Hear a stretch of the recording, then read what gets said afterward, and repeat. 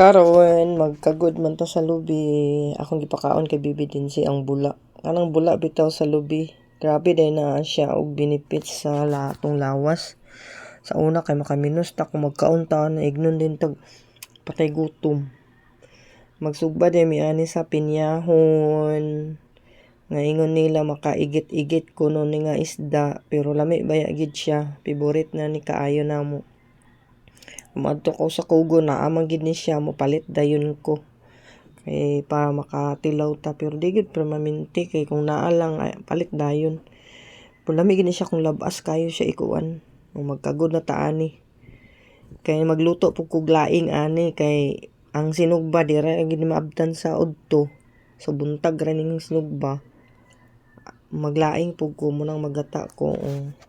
Pakita-kita ta sa atong legs ani para ingnon nga tada tag legs. Charis. Atong i-check ang atong sinugba kay basing ang nagsugba natulog. Maura ba gina siya o ang bata nagsayo-sayaw nagsagbot-sagbot na sad. Mo na iyang trabaho diri ha nasigig sagbot-sagbot. Yung mga dulaan niya pangkuan. Nasigig sayo-sayaw. Nga ako nang gihipos, so mo na ni hapsay na kaayo, nakapanilig na ang inahan. Pagkataw-taw na ni ipangbalik ar gyapon na niya og kuan. Ana ra atong routine sa kinabuhi.